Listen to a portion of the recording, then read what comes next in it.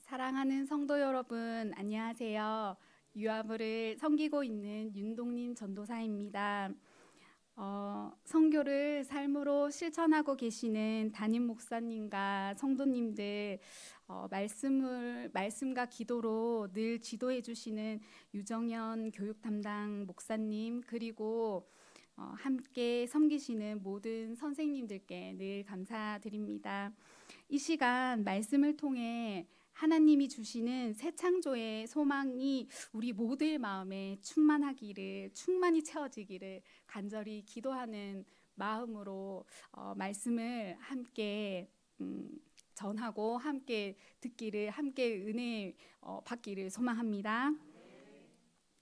존 버년의 철로 역정에는 멸망의 도시를 떠나는 한 사람이 등장합니다. 그 이름은 크리스천입니다. 무거운 짐을 메고 천성을 향해 떠나는 순례자였습니다. 그러나 그 길은 순탄하지 않았습니다.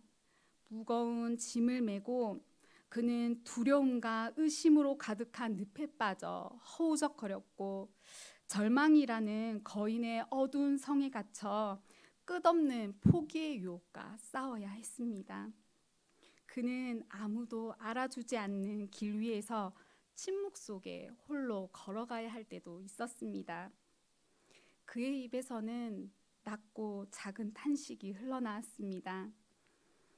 이 길 끝에 정말 도착할 수 있을까?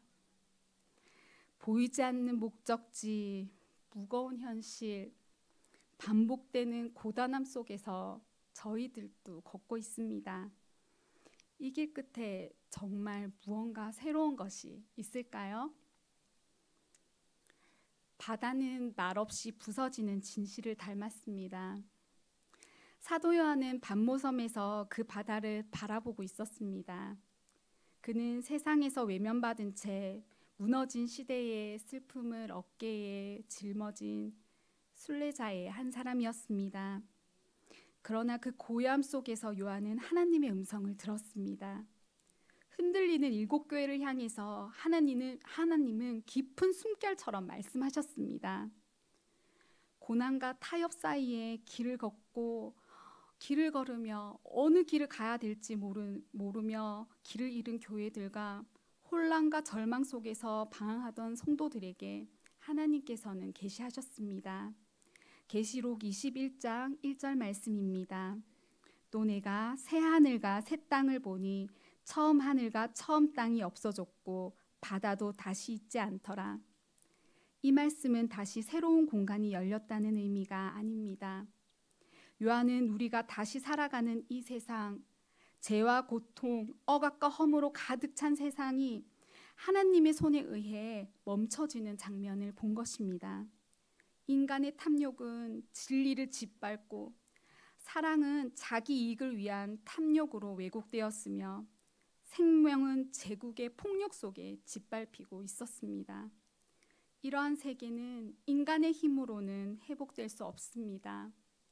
스스로 무너진 세계는 오직 하나님의 전적인 개인만으로 다시 일어설 수 있습니다. 본문에서 말하는 바다는 단순한 자연이 아닙니다. 성경에서 말하는 바다는 하나님이 없는 세상을 이야기하고 있습니다. 창세기의 깊음, 욥기에서의 리워 야단이 도사리는 바다, 계시록에서 짐승이 올라오는 바다, 이 모두는 혼돈과 악, 죽음의 세계를 보여주고 있습니다. 바다도 다시 있지 않다는 선언은 하나님의 통치 밖에 놓였던 혼돈과 어둠의 세계가 영원히 종식되었음을 선포하는 외침이었습니다. 이제 하나님은 타락한 세상의 근본을 새롭게 하시고 철저한 갱신을 시작하십니다. 계시록 21장의 첫 장면은 단순한 희망의 출발점이 아니라 먼저 끝나야 할 세계, 사라져야 할 질서, 심판받아야 할 세계에 대한 선언입니다. 그 무너짐은 단순한 붕괴가 아니라 거룩한 침묵 속에 울려 퍼지는 하나님의 마지막 경고입니다. 창조주 앞에 선포될 종결의 선언입니다. 모든 것이 끝나야 비로소 새날이 밝을 수 있습니다. 어둠이 물러나야 비로소 아침이 오듯이 말입니다. 그리고 하나님은 여기서 멈추지 않으십니다. 요한계시록 28장 8절 말씀입니다. 제가 읽어드리겠습니다. 두려워하는 자들과 믿지 아니하는 자들과 흉악한 자들과 살인자들과 음행하는 자들과 점술가들과 우상 숭배자들과 거짓말하는 모든 자들은 불과 유황으로 타는 못에 던져지리니 이것이 둘째 사망이라. 하나님의 은혜는 예수 그리스도를 통해 값없이 주어졌지만 그 은혜를 끝내 거절하는 자에게는 분명한 심판이 있습니다. 성경은 그 마지막을 불과 유황으로 타는 못, 곧 지옥이라고 이야기합니다. 이것은 상징이 아니라 하나님 없이 영원히 존재하는 무서운 현실입니다. 계시록 21장은 새 창조의 약속을 말하기에 앞서 반드시 종결되어야 할 어둠의 질서, 하나님 통치 밖에 놓인 세계의 운명을 분명히 드러내고 있습니다. 그렇다면 이처럼 하나님의 심판 아래 놓인 무너진 세상 속에서 우리는 어떠한 모습으로 살아가고 있을까요? 우리는 여전히 어둠이 완전히 사라지지 않은 세상 속에서 살아가고 있습니다. 요한이 목격한 종말의 장면은 과거의 환상이 아니라 오늘 우리의 삶 한가운데에서도 계속되고 있는 현실입니다. 하나님 없는 세상의 본질적인 문제는 시대와 공간을 초월하여 우리의 일상 속 깊숙이 스며들어 있습니다. 오늘 우리는 정보의 홍수 속에서 진실을 분별하기 어렵고 기술의 발전 속에서 오히려 인간관계는 단절되는 역설적인 시대 속에서 살아가고 있습니다. 겉으로는 풍요로운 듯 보이지만 개인의 내면은 불안과 허무, 고독으로 가득 차 있습니다.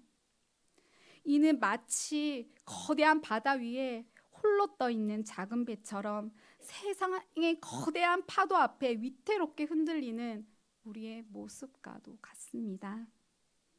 우리의 마음 깊은 곳에는 말 못할 상처, 실패의 기억, 죄책감, 숨기고 싶은 열등감 등이 남아 있습니다. 예배 자리에 나아가 기도하지만 하나님의 응답은 침묵처럼 느껴질 때가 있습니다.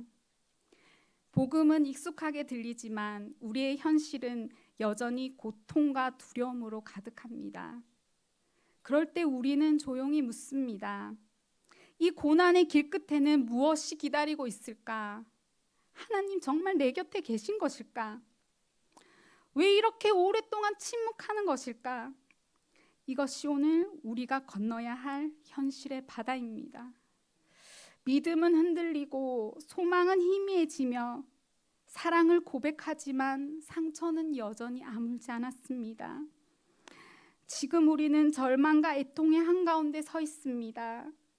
소망의 빛조차 보이지 않는 폭풍우 속에서 삶의 모든 의미와 희망의 단서마저 부서져 내리는 참혹한 현실과 마주합니다.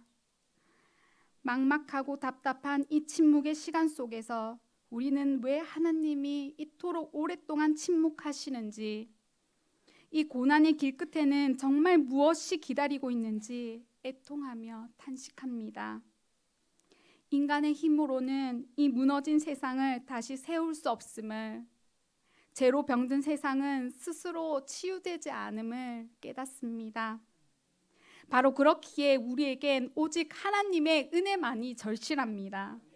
믿음은 약해지고 소망은 흐릿해질지라도 하나님은 침묵 속에서 우리는 그분의 신실함을 의지하며 흔들리는 세상 속에서 그분의 은혜만을 갈망하며 걸어갑니다. 희미한 믿음조차 희망의 불빛이 되어 이 침묵의 시간을 헛되이 보내지 않으리라는 것을 붙들고 우리는 하나님의 임재를 기다리는 순례자들입니다. 그러나 요한은 보았습니다. 거룩한 성 새 예루살렘이 하늘에서 내려오고 있었습니다. 그것은 단장한 신부처럼 준비된 모습이었습니다. 하나님께서는 사랑하는 백성에게 친히 내려오셨습니다. 이 도성은 단지 공간이 아니라 하나님과 우리 사이에 회복된 관계를 이야기하는 것입니다. 하나님이 친히 우리에게 오셔서 하나님의 장막이 사람들 가운데 세워지고 눈물은 닦이며 고통이 멈추었습니다. 하나님은 멀리 계시지 않습니다.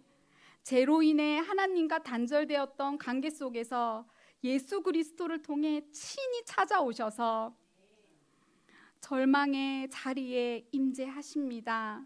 마치 모든 빛이 꺼진 방에 한 줄기 빛이 들어올 때 비로소 사물이 보이듯이 하나님은 어둠 속에서 조금씩 빛을 비춰 나가십니다.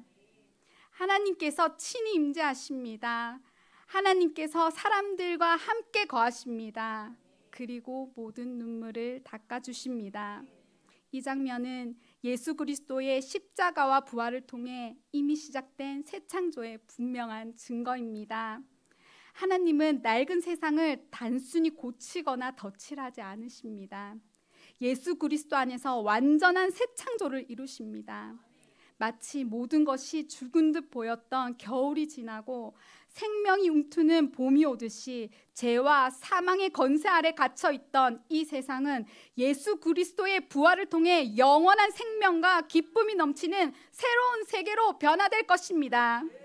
이 변화는 창조주 하나님의 전적인 능력과 주권으로 이루어지는 완전하고도 영원한 갱신입니다. 그리고 들려오는 음성, 나는 알파와 오메가라. 내가 생명수 샘물을 목마른 자에게 값없이 주리라. 이 생명수는 우리가 만든 것이 아닙니다. 하나님의 아들 예수 그리스도의 보혈로 말미암아 값없이 주어지는 은혜입니다. 메마른 강야에서 목이 타들어가는 이에게 물 한 모금이 생명을 살리듯이 이 생명수는 죄로 목마른 영혼에게 언제나 열려 있습니다. 예수 그리스도의 십자가는 새 창조를 향해 열리는 문이 되었고 부활은 그 문을 통과하게 하는 생명의 능력이 되었습니다. 예수님은 지옥 깊은 어둠까지 내려가셨고 그곳에서 부활하심으로 죄와 사망의 건세를 단숨에 깨트리셨습니다. 예수님의 죽음과 부활은 단순한 사건이 아니라 사망의 건세를 영원히 종식시키고 새로운 생명의 길을 열어놓은 하나님의 가장 위대한 선포입니다. 이러한 승리를 통해 하나님은 약속하십니다. 요한계시록 21장 7절 말씀입니다. 함께 읽겠습니다.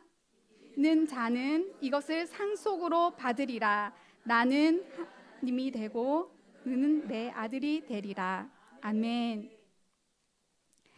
새 예루살렘의 약속은 단지 먼 미래의 이야기가 아닙니다. 예수 그리스도를 통해 하나님은 오늘 우리의 삶 가운데 장막을 치시며 임재하십니다. 우리의 슬픔과 고통, 절망과 외로움, 그리고 죄책감이 있는 바로 그곳에서 새 창조는 시작됩니다. 우리는 새 창조의 삶으로 부르심을 받았습니다. 예수 그리스도께서 친히 우리의 길이 되어 주셨기에 무너진 삶의 자리에서도 다시 일어나 새로운 소망을 향해 걸어갈 수 있습니다. 우리의 연약함과 한계가 있는 메마른 길 위에서도 하나님은 생명수와 같은 은혜를 흘려보내십니다. 상한 심령을 촉촉하게 적시시고 깨어진 관계를 회복하시며 어둠 속에서 새벽별처럼 우리의 길을 밝혀주십니다. 손양원 목사님은 여순 사건으로 인해 두 아들을 한날 한시에 잃으시는 참혹한 고통을 겪으셨습니다. 당시 공산주의 사상에 빠진 안재선이란 청년이 비제 앞잡이라는 이유로 목사님의 두 아들을 총살한 것입니다. 갑작스럽고 잔혹한 비극 앞에서 손 목사님은 아들을 죽인 청년을 그래도 용서하시고 그 영혼을 긍휼히 여기셨습니다. 그리고 이렇게 결단하셨습니다. 나는 아들 둘을 잃었지만 이 학생의 영혼을 잃게 두지 않겠다. 그리고 그를 용서하고 내 아들로 삼겠다. 실제로 목사님은 안재선 청년을 위해 사형 집행을 중단해 달라고 간청하셨고 마침내 그를 자신의 양아들로 삼는 놀라운 사랑을 실천하셨습니다. 인간적인 슬픔을 넘어 복음을 삶으로 살아낸 증거였습니다. 그 삶은 오늘 우리에게 이렇게 말합니다. 새 창조는 상처 없는 사람이 걷는 길이 아니라 상처를 품고도 하나님을 향해 걷는 길이다. 우리를 아프게 하고 침묵으로 답하며 때로는 희망조차 보이지 않는 그 모든 순간 속에서 하나님은 친히 우리와 함께 하십니다. 우리가 울 때 그분 또 우시고 고통 중에 있을 때 그분 또 함께 머무르십니다. 이 침묵의 시간 속에서 하나님은 이미 우리 안에 새 창조의 일을 시작하고 계십니다. 그러므로 이제 우리는 다시 걸어야 합니다. 예수 그리스도께서 먼저 걸으신 순례의 길, 눈물과 소망이 교차하는 그 길 위로 우리 또한 부르심을 받았습니다. 하나님의 회복의 역사는 멈추지 않습니다. 하나님은 지금도 말씀하십니다. 보라, 내가 만물을 새롭게 하노라. 그리고 그 새로움은 상처 입은 우리의 걸음 하나하나 속에서 바로 이 자리에서부터 시작됩니다. 아직 도착하지 않았지만 우리는 약속의 소망을 품고 오늘도 다시 걷습니다. 넘어졌다면 일어나고 눈물이 난다면 그 눈물을 머금고 걷습니다. 혼자라고 느낄 때도 예수님이 지금 함께 걷고 계심을 믿으며 서로의 아픔을 보듬고 용서하며 사랑합니다. 그 변화 속에서 우리는 날마다 천성을 향해 한 걸음씩 나아갑니다. 우리의 작고 흔들리는 걸음 속에서 하나님은 지금 또 조용히 그러나 분명하게 새 창조의 일을 이루고 계십니다. 그러므로 새 창조의 약속은 먼 훗날의 선언이 아닌 지금 우리의 심령에 울리는 하나님의 음성입니다. 처음이자 마지막이신 하나님은 전능하신 능력으로 회복을 완성하실 것입니다.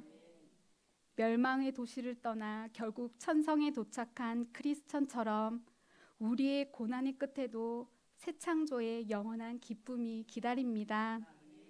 이 길 끝엔 정말 새로운 것이 있을까?